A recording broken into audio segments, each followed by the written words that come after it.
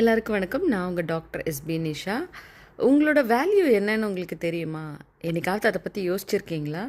இல்லை என்னைக்காவது நீங்கள் நம்மளோட வேல்யூ என்ன அப்படி சொல்லி நீங்கள் பரிசோதித்து பார்த்துருக்கீங்களா?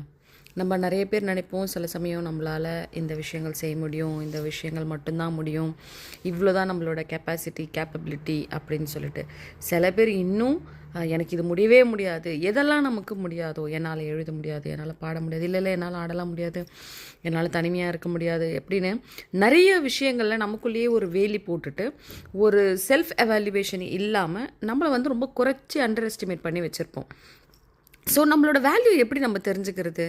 நம்மளோட வேல்யூ நம்மளே சுய பரிசோதனை செய்யும்போது மட்டும்தான் அந்த பர்ஃபெக்டான களமும் அதுக்கான ஒரு ஸ்பேஸும் கிடைக்கும்போது தான் நம்மளோட வெளிப்படும். ஸோ நம்மளோட திறமைகள் என்ன, நம்மளோட கெப்பாசிட்டி என்ன, நம்மளால் எவ்வளோ கேப்பபிலிட்டி இருக்குது அப்படின்றத அதுக்கான களத்தை நீங்கள் தான் சில சமயம் உருவாக்கணும். சில சமயம் நமக்காகவே அமையும். அதை அமையும் போது அதை ஃபேஸ் பண்ணுறதுக்கு நம்ம எப்பவுமே தயாராக இருக்கணும்.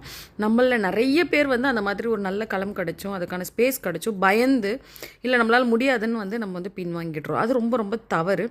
அது நீங்கள் படிக்கிறவங்களாக இருக்கலாம், வேலைக்கு போகிறவங்களாக இருக்கலாம், வீட்டில் இருக்கிறவங்களாக இருக்கலாம், என்ன ஏஜ் கேட்டகரியில் கூட நீங்கள் இருக்கலாம். பட் நீங்கள் உங்களை செல்ஃப் ரெஸ்பெக்ட், செல்ஃப் லவ், உங்களை செல்ஃப் எவாலுவேஷனை எப்போவுமே நீங்கள் ஒரு பீக்கில் மார்க் செட் பண்ணுங்கள். நீங்கள் உங்களுக்கான அந்த சுச்சுவேஷனையும் களத்தையும் நீங்கள் டெஸ்ட் பண்ணாமல், எவால்வேட் பண்ணாமல் நீங்கள் ஒரு முடிவுக்கு பின்தங்கி இருக்காதீங்க. ரொம்ப சிறிய சிறிய விஷயமாக கூட இருக்கலாம். ஜஸ்ட் ட்ரை பண்ணுங்கள், ஓவர் கம் பண்ண ட்ரை பண்ணுங்கள். நீங்கள் உங்களை நீங்களே பரிசோதிக்கும் போது, மற்ற களம் வரும்போது, மற்றவங்க நம்மளை பரிசோதிக்கும் போது அந்த இடத்துல தோல்வி வெற்றிக்கான பேச்சுக்கே இடம் கிடையாது. ஸோ கண்டிப்பாக இதை நீங்கள் ட்ரை பண்ணுங்கள். உங்களை எப்போவுமே நீங்கள் பெஞ்ச் மார்க் பண்ணுங்கள்.